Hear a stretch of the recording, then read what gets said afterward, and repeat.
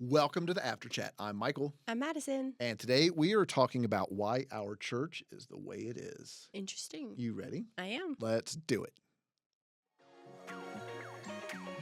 Welcome to the After Chat. Real questions. Real talk.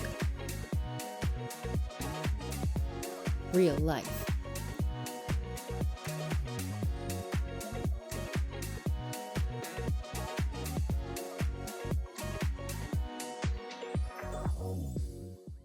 All right. All right. This is a question I know that is at on the tip of everybody's tongues. They want to know, Madison, if you could make the ultimate sandwich, what would be on it? I can understand why this is the question that's been on everybody's hearts and minds. Honestly, good old bacon, egg, and cheese on a bagel. Just a classic. Breakfast sandwich. A meat of choice. Yeah. Bacon, egg, cheese. You don't need anything else. Don't need any sauce because of the cheese. Yeah. And the bacon fat. It's just a perfect sandwich. So now, are you steaming the bagel, toasting the bagel? How are you preparing the bagel? I'm buying the sandwich. Oh. I'm not making it. Oh, well, I mean, the question was if you could make the ultimate. I know it is. I'm still not going to. Okay, well, where are you getting this bagel sandwich from? Anywhere that offers bagel sandwiches. I like them all. I think I just want a bacon, egg, and cheese bagel right now. I think that's what I want. Fair enough. Yeah. I'm not very inventive. Even if it was like a sandwich that you make, it'd be like turkey, cheese, lettuce, tomato, mayo, mustard. It'd be a normal sandwich. Okay. I'm just a little bit of a picky eater, so I don't have any unique combos that I'm going to put on it. But what about you? Let's see. If I was going to make, I described a sandwich just a few moments ago before we even looked up and saw this was on the thing, a sandwich that I'm talks about food a good amount. I talk about two things, Jesus and this one app that I use for all of our grocery ordering called eMeals. So look, if Michael's anything, he's a Christian and he's a foodie. Yes, so I'm going to be making Indian sloppy joes tonight. So we will let's go with that as the ultimate sandwich. I really want to try. I want to make it now. That does sound good. No, so I'm going to take a couple pounds of ground chicken and cook that down. I'm going to season it with garlic powder, onion powder, and salt and pepper. And then once it's all cooked, I'm going to drain it, and then I'm going to take this butter chicken sauce and mix that in with that, and then let all that simmer and do its thing, and then toast some buns and serve that like a sloppy joe. What kind of, just a normal hamburger bun? Any particular kind? Oh, you have to eat a gluten-free one, don't you? So I use...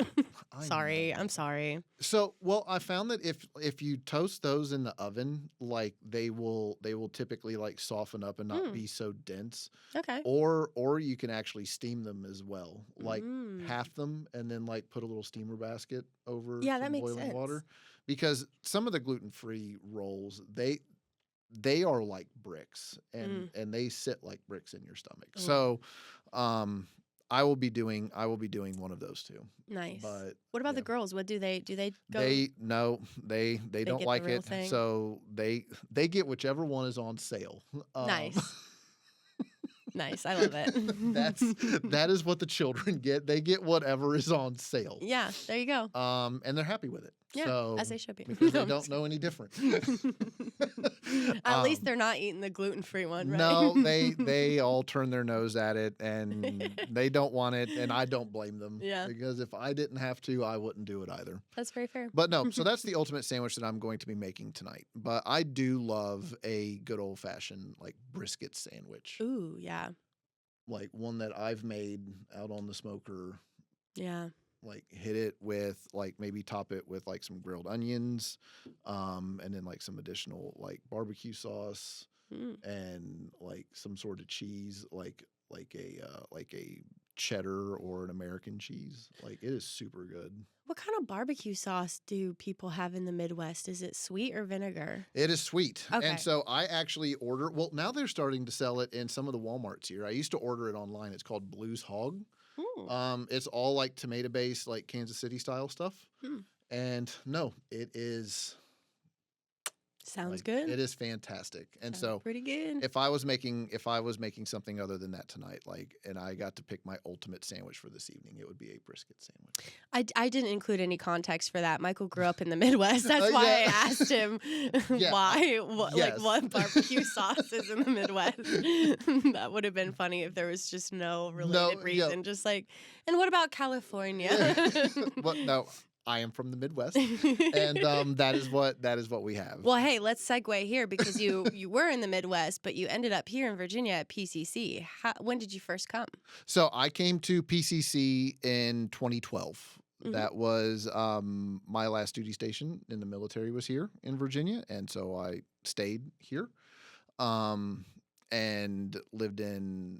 went from where I lived at on base up to Midlothian and was living there, and then eventually moved out to Powhatan and got a good old-fashioned mailer out in the mailbox and said, you want to start your year off right, you should come to church. And I thought, I would like to start my year off right, and I don't currently go to church, so maybe I should go to church. And moseyed on down Anderson Highway.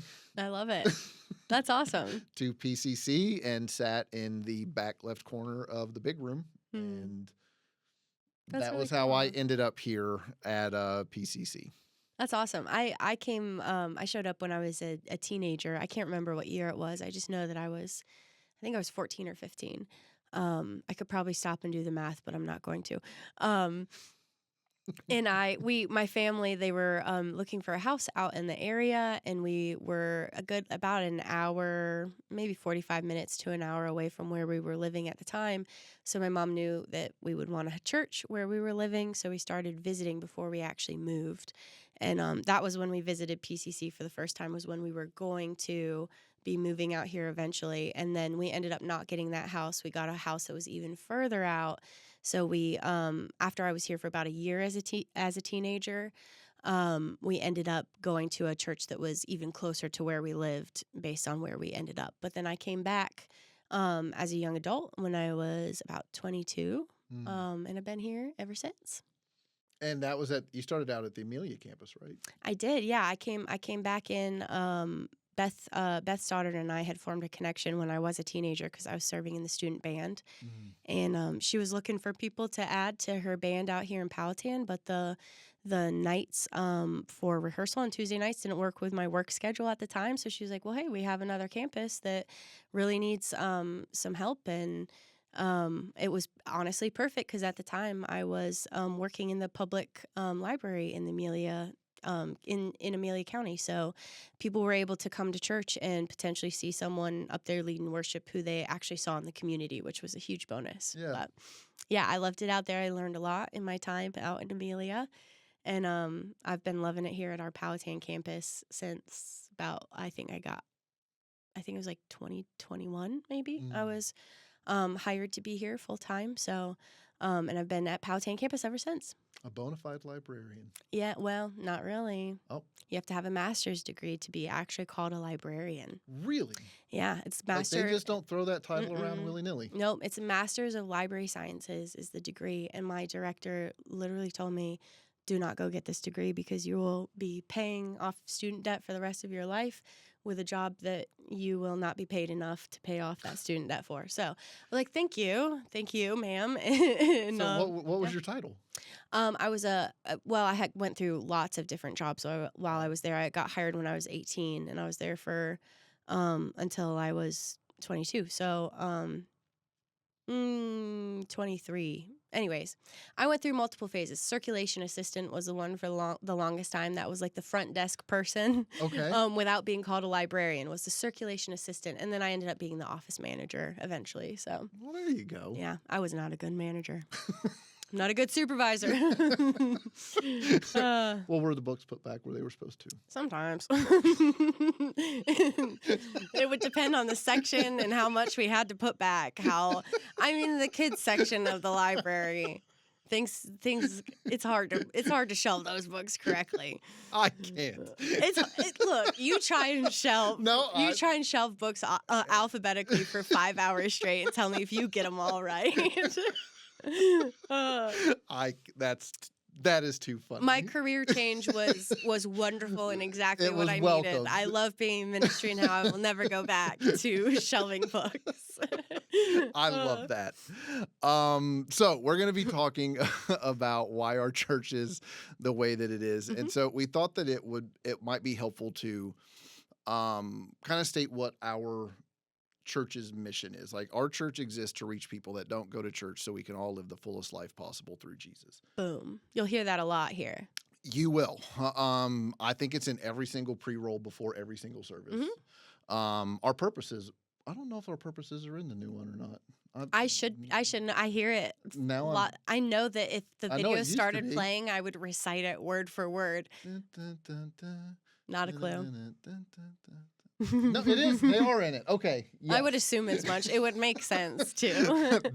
They are. I'm not in it. usually looking at the screen. I'm usually like on the platform, like looking away from it now. I'm usually out like welcoming all of the people that show up right on time. Usually when that pre-roll starts, I'm backstage being like, oh, God, thank you. You're so good and help us. And they're like, and here we go. We're ready to go. Yeah. I'm usually welcoming all of the people that are flying into the parking lot saying, hey, it's a great day. We've been waiting for you right in here. Come on in. Like, so, but yeah, so that's the reason that we exist, to reach people that don't go to church. Not to say that like church people aren't welcome here, but we exist to reach people that aren't connected with any church or have been unaffected by traditional churches. That's what it used to say that, like untouched or unaffected by traditional church. Yeah.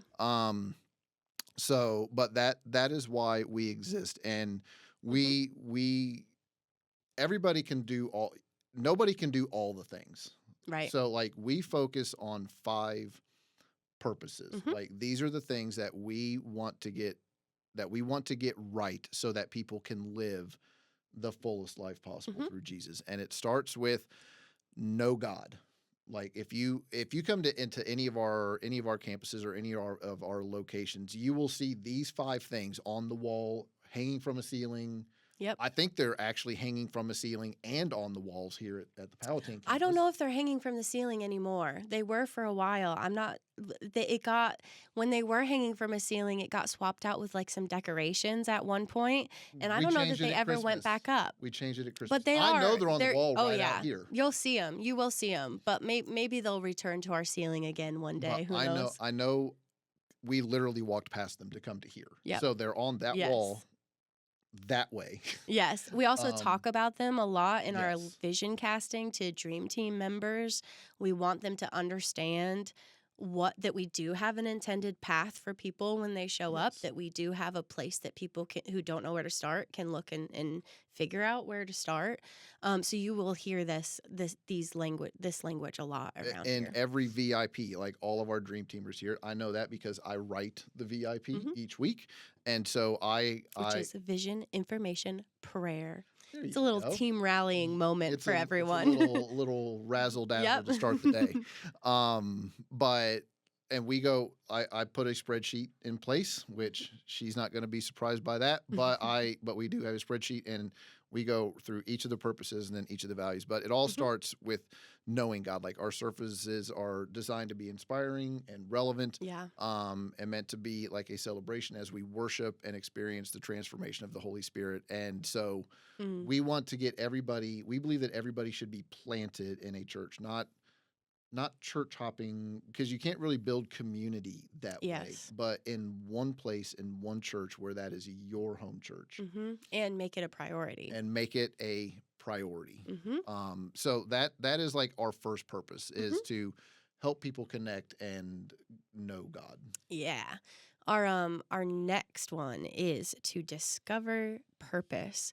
So the way that we point people to that is typically through Growth Track, which is a resource that Michael is actually using right now, reading through this. He's using a book from our Growth Track class. So we have tools to help you discover your design in this class. There's a spiritual gifts assessment and something called the DISC profile. And that helps you figure out more about the church itself by learning things like this, but then also your design, how God created you, and how you can use your unique makeup to get plugged into the church and to live out your purpose within our church body. Well, I mean, and Growth Track is actually really. I used to be on the fence about Growth Track. Full disclosure, like I'm always like, I don't know, like I'm not.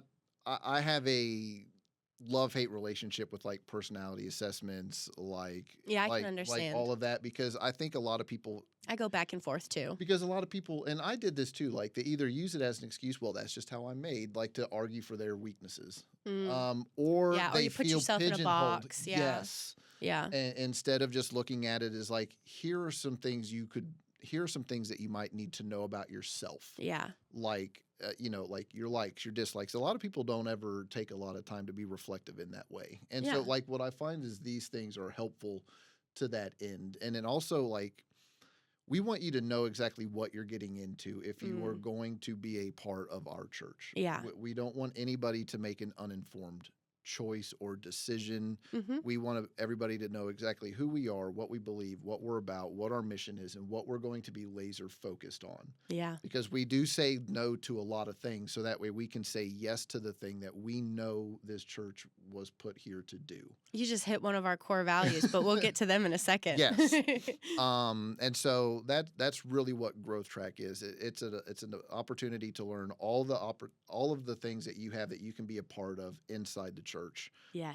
And how to navigate the church itself. Yeah. You can also get started with Growth Track in an on-demand format, and we'll have the link down below in the description for you if you're interested in that at all.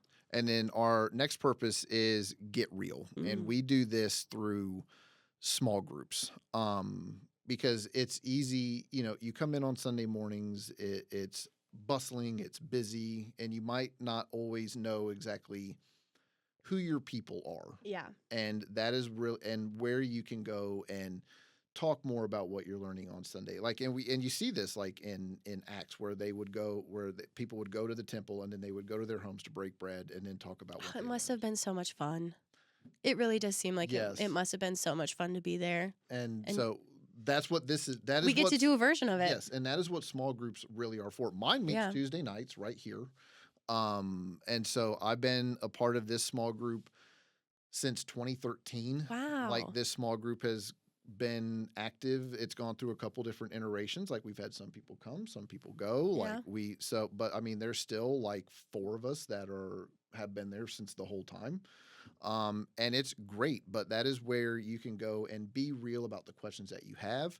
You can have people praying for you. That's where first level church care comes from, is your small group, and where you can hold people accountable and you're all rowing in the same direction. Yeah. I mean, my small group has a text group. We text every day, like what's going on, like prayer requests, like how things are going. It's really where community happens. Yeah.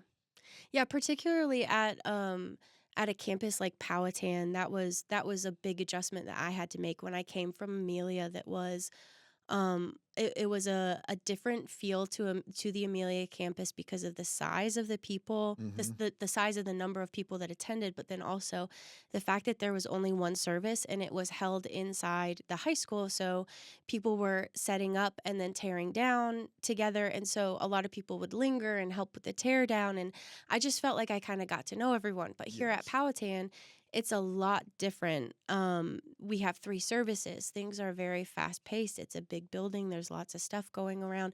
It took me a really long time to feel like Powhatan was my home on a Sunday morning, and I feel like I recognized the people that were coming in, and I knew them, and so having an outlet that feels like an actual option to get yourself ingrained in a community is so valuable. And I was on the fence about whether or not it was going to be worthwhile giving up an evening to do it. Mm. Whenever I first Yeah, I can understand whenever that. I first came to church. Mm. But I knew that if I wanted that close connection with God that I felt on Sunday morning, I was going to have to put things in place to maintain it. Yeah. And so there are some things that should be a part of every healthy small group. One of those is prayer, like place where you can go. Like there's something meaningful and really encouraging and uplifting whenever you know that people are praying for you Yeah. and supporting you. Like I Absolutely. got a text this morning from somebody in my small group. Hey, dude, love you, praying for you. Hmm. Like just made me feel nice, Yeah. like cared for. Yeah. Time in the Word and studying the Bible, that should be a part of every small group. The sense of community. We do a murder mystery dinner every Oh, year. that's fun. It's a blast. Like we all wear costumes and do the things. Like we will sometimes break instead of meeting, we'll go out to dinner. Like we have things at each other's homes. Like those are super fun things. And some sort of missional component where you're going out and doing something good Yeah. together. Yeah. I think, and that one's a miss in a lot of small groups. I mean, most all of them do the first three, Yeah. that I've seen, but not all of them hit all four. But I think if you have three, like if you Yeah. have the first three, then that's awesome. Yeah, I think one of the moments for me that was very valuable. I've been in the same small group for a good amount of time now as well, and just a beautiful moment that we got to have was when when my husband came over and he surprised me and proposed to me back in I guess 2023. And we were having small group that like one of the nights that he was here visiting after proposing, and they threw us a surprise engagement party, just because they cared about us and Yeah. they wanted to. And that was like, wow, these are my people. Like, these are my people. They're celebrating this big milestone in my life without me even having to ask them. And I just felt very valued, and it was wonderful. It's a place where you get to be known Yeah. and to know and support and encourage others. Yeah. Yeah. Which number are we on? We've done Know God, Discover Purpose, Get Real. Now we're on number 4, which Make is a Make a difference. Difference. Yeah. So this one is really the one that points people towards getting involved in making church happen.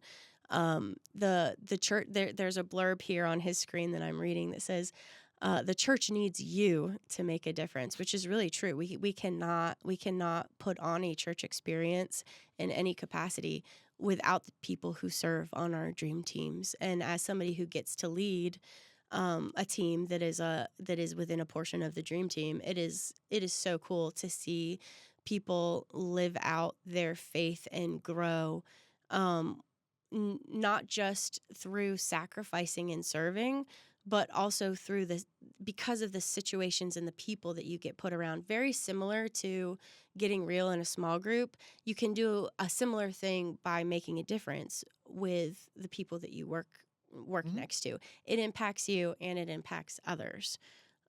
Make a difference. Well, and I think there's also a perspective shift of what the church is. Instead of just coming and consuming church Mm. on a Sunday morning where you're just coming in and consuming what's happening, you're actively serving to help other people connect with God and to point back to our mission to reach people that don't go to church so we can all live the fullest life possible through Jesus. You're now taking a little bit of responsibility on yourself to help other people come to know God. Yeah, it's kind of like one of those things. Once you show up and then you show up again, okay, you're not really our target anymore because you're here. Yes. Now you're helping us make it happen so that we can keep getting more people in the doors, Yes. plugged in, learning more about God, getting to know Him, continuing those steps. Yes. It's like it's a cycle, and one of the most beautiful like ways where you grow and then you pour out and then you grow and then you pour out and then you grow and then you pour out, and it's just really cool. No, and that is I don't think we've done an episode of it where we talked about like the different steps in like spiritual maturity. I think it's been a while. But Yeah. that's really one of the first markers of it. Like, Mm. okay, I want to help other people come to know and experience a relationship with God in the same way that I have. Yeah. So I want to give of myself sacrificially here to help other people know him. Yeah. And it's awesome. Like it Yeah. it really is. And then the last one is be the change. And that is what we primarily live that out through what's called do good. That is where we are going out into the community to help meet practical needs for people out there, so that way they can see the love of Jesus reflected through us. Yeah. It's something where you get to go to somebody and you get to be like the image bearer of God and be like, God sees you, he loves you, he cares for you. That is why I'm here, because I want to serve you and help you. And all of our campuses have different things that they do. I know at Midlothian they have a ongoing regular feeding the homeless thing that they do. I know that they just collected well over 150 or 175 like personal hygiene kits that they were taking out there. At Farmville, we have an ongoing partnership with a group called Better Days. I think at that campus they've helped provide 51 kids with a bed to sleep in that otherwise wouldn't have one. Here at Powhatan, I can't believe that there's a house in Powhatan that doesn't have a wheelchair ramp on it if they need one. Honestly. We stay building ramps. It's crazy. I update the VIP sheet, and there's a ramp bill scheduled twice. I think it's twice a month. Or is it once a month? It's once a month. I think it might be once a month. It's once a month. Sometimes there's a student's one, maybe. Yeah. I don't know if that's extra. But anyways, we love building ramps at Powhatan, and we're good at it. So if you need a ramp. They really are good at it. Like there's a prefab kit that they have where they go out and they will put a accessible ramp on your home, I think, in 2 hours. That's also something that a lot of our students do on our student mission trip. So it's not just impacting your local community through do good is incredibly important, but we use another phrase fairly often called here, near, and far. Yes. So we impact our local communities. We will also go nearby in response to disasters. Damascus, Virginia, right? Yep. Damascus was a spot that we visited in response to a disaster, and then actually got to go back again and keep pouring out to them. And then far, we have international mission partners, and a lot of people get to experience some really, really beautiful moments on these mission trips that they go on. It's just really cool. Mm-hmm. So those are the 5 purposes and the methods that we use to help people live those out. But it's not just what we try to do, it's also how we try to do it as well. Yes. And that's where our core values come into play. Mm-hmm. So our first core value is that we are focused on one mission. This is what Michael said earlier.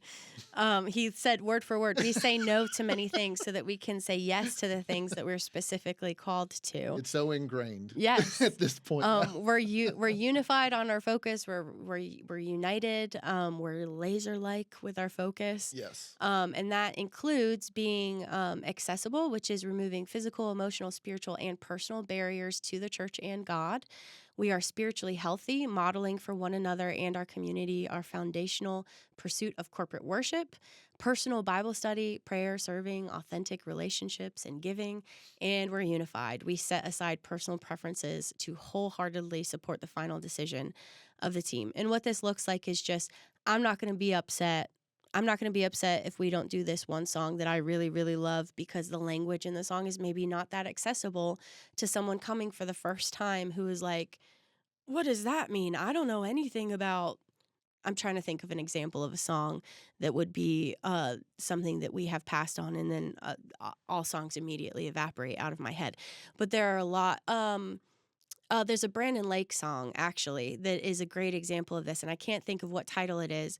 And what the chorus is, but the verses are just like one Old Testament Bible story after another, talking about names like Jonah did this and David did this and he did this and they did this, and I'm like, nobody. If you're an unchurched person and you're coming to church for the first time ever, like, I don't know what any of this stuff means. So we make decisions that in particular, like I can't get torn up about that. I Yes. can't get frustrated because I don't get to sing what I want to sing. No, we are focused on one mission, and we're unified in that mission. No, I mean, and a lot of folks will put aside their preference for hymns, like some of our people that are from traditional churches. Like Yeah, I love hymns. wouldn't know any of them.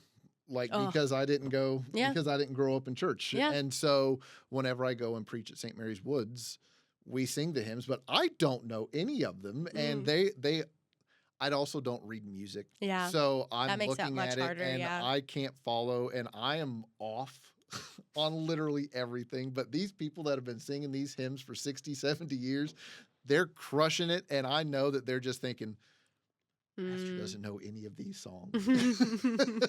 But a lot of people will set that preference aside because they see more and more people not just coming to church because we're attractional or seeker friendly or anything like that, because they're seeing people grow in their relationship with God. Yeah. And that means more than their personal preference. Absolutely. Our next one would be we are authentic in all relationships. Like we're willing to be, I'm sorry. You're good. We're willing to be honest and real about our own personal struggles and just transparent in our relationship with God and each other, which means I will boast all the more in my weaknesses because it shows that I'm relying more on Christ.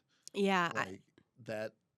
And we've done that here on this podcast where we've talked about things that we actively struggle with, because if we're willing to be authentic and real, it gives other people permission to be authentic and real and take their mask off and say, I don't get that. I don't understand that. I'm struggling in this area, Yeah. etc. I do think of something that would be important to kind of mention here, and this is something that I think we'll potentially see maybe a little bit of a gap widen as the years go on. In my generation and in generations younger than me, being authentic can sometimes mean something else. It can sometimes mean to us, I'm just going to be true to myself. I'm going to follow my heart. I'm going to let my emotions lead me, and I'm going to be authentic to who I really am. But I think it's important to note that in our definition of what we mean by being authentic in all relationships, it is specifically being honest, telling the truth, trusting other people, not holding on to things, but then also being honorable. And this breaks it down. It says acting with integrity and moral courage, controlling impulses and appetites so that we may do what is right, even if the cost is high, ultimately bringing honor to God and the church. It's not just following our heart to be the authentic. heart is evil above all things. Exactly. All right, our next one? Yes. All right, so our next one is that we are accepting of all people. That does not mean we affirm all things. No, we are accepting of all people who are investigating the claims of Christ, regardless of their spiritual, emotional, physical, or relational condition. So this includes we're going to be welcoming to people. We're greeting and interacting with people. It's the responsibility of every member at PCC to be welcoming to other people, regardless of what kind of role or position that you have. We are also gracious. We're recognizing that everyone is broken and in need of grace from God and others, and we are aware, noticing who is present, and we're looking to read their body language and kind of gauge, hey, do you want me in your face right now? Do you want someone to talk to? Or are you in the stage that Michael was at when he first showed up, where he needed the space to be by himself, and he needed to be in the back of the room and feel it out slowly and ingrain himself slowly. We're accepting of all people. We are aware of the fact that not everybody is going to be perfect, and we're going to meet everyone with the exact same kind of energy and acceptance and love. I couldn't have said any there. I don't feel like I have anything to add to that. Nice. We are also going to be excellent in every effort. That doesn't mean things are going to be perfect, but we are going to maximize what we have. Yes. We're not going to be wasteful with it. We are going to make the most of what we have and use it to the best of our God-given abilities. Like that is, because we believe that's an act of worship. Yes, like that in and of itself. That we believe that honors God, and it also inspires other people whenever they see wow, they are using everything that they've got. They're not leaving anything on the sidelines. They're giving everything that they have to help other people come and connect with God. And Yeah. that really does matter. Yeah, and this shows up a lot in our Sunday morning services or our weekend experiences. We are very creative. We're willing to be innovative and to try new things because we want to surprise people and make them think about God and consider a relationship with God that they may have never actually considered before. Yes.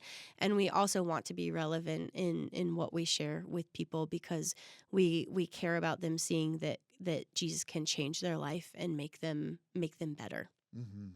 Yeah. Last one. Last one, we are generous with our whole lives.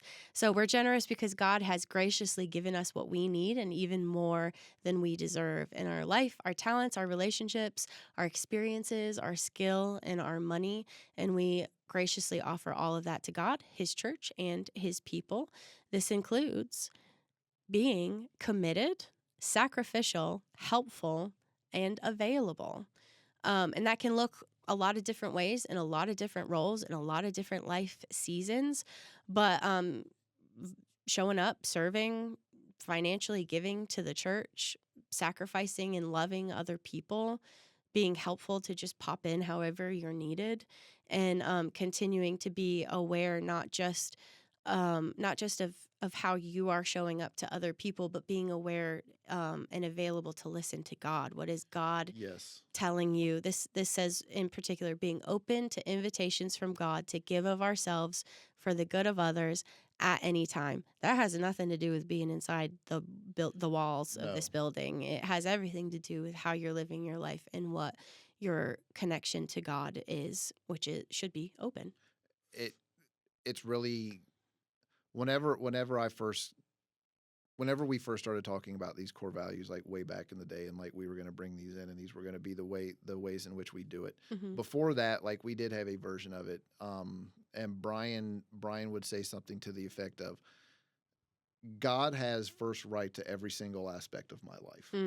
Yeah, that's like I don't get to compartmentalize things. Yeah, that's good. And that is a bridge. That is a big bridge to whenever you finally make that commitment and say, you know what, God, you have first right on every single aspect of my life. Yeah. Like I will make plans and I will do my best to make sure that I'm using all of the resources and everything that you've given me in a way that's generous with everybody else. But you have the right to just say, yeah, here it is. Yeah. Like this is where I want you to go now. Like set your personal preferences and plans aside and go here. Yeah. Or do this. Very, very true. That is a big one. So where do we go from here? Well, we get to hear the idea behind why our church exists. Semi-often we'll have a Sunday morning that we call a Vision Sunday, and it's a really, really exciting Sunday where we get to hear from our senior pastor about our church. And so we just thought it'd be cool to take a clip from one of those Vision Sundays. So here's Pastor Brian. Our church is designed for the person who's curious about Jesus, but not really acclimated to normal church. When that person, when a person like Jeff goes to a church that is designed for church people, do you know how they feel? They feel like an outsider. We decided that we would not be the barrier. We want to be the extended hand. We don't want to push people away from the circle. We want to invite them into the circle with us.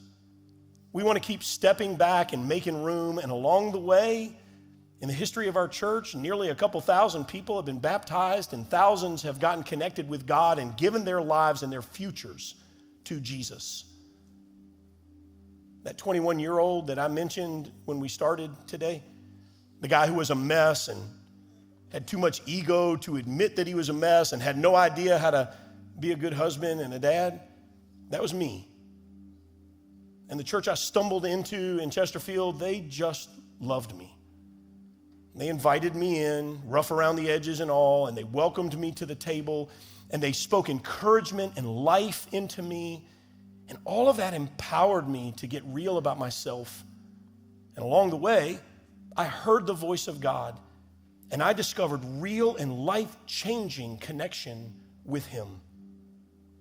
That voice began as a low rumble, and then it became as loud as a blind beggar on the side of the road, the guttural cry of his desperation searing through the crowd of traditionalists. It was like Jesus speaking to me on behalf of every searching person around me, saying, you gotta not make this about you. You've got to make it about them. You've got to set aside your own agenda and your dream and your wish list and your preferences and elevate the value of people who have peeked in the window of church but felt unwelcomed by it. And then I heard God say, you've got to rally some other people. You've got to rally people to be the voice that says we are focused on one thing and one thing alone, reaching every person around us with the truth about Jesus and his life-changing power so that we can all, every last one of us, experience the full life that comes through Jesus as we expand his kingdom and welcome other people to the table and say it's okay that you're broken because I'm broken too. But God is healing us along the way.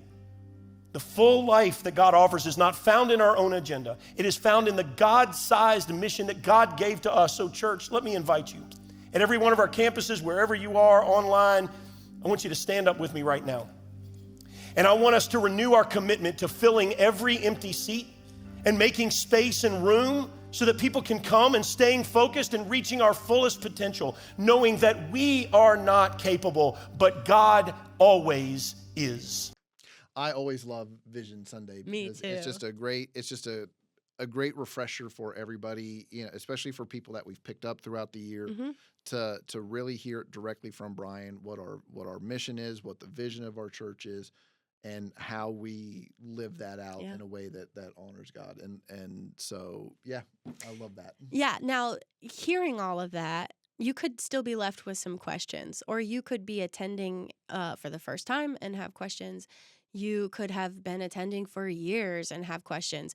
There are quite a few. One of them, simple as, why is your music so loud? Or why is your room dark? Or why do you have kids in instead of having kids come sit with you in the big room with their parents? There are a lot of questions that people can have in response to why our church exists and why we do what we do. So we thought it'd be a cool opportunity to just let you guys answer in the comments below any questions in particular. Yeah, ask. We'll answer. Ask your questions in the comments below, and we might end up turning it into another episode and just getting to kind of answer some of those questions in particular. So if there's anything you're curious about, leave it below. Yeah, we'd love to hear. Like everything's an experiment we say around here. So we're gonna try our hands at that. Yeah. And listen, if you we would love it if you shared, subscribed, hit all of the things. And if you leave us a review, we will send you out a mug. Our man Jared should have gotten his mug. We sent one to him not too long ago. Nice. So yeah, this was awesome. It was, yeah. And we'll see you back here next week for another episode of The After Chat. Bye. Thanks for joining us for The After Chat. If you enjoyed this episode, share it with others, post about it on social media, or leave a rating and review. To be the first to hear our next episode, be sure to hit the subscribe button and get notifications for new content. You can also follow us on social media on Instagram at PCC Wired and Facebook at Passion Community Church. For additional resources and links, check out the description. Thanks again, and we'll see you next time on The After Chat.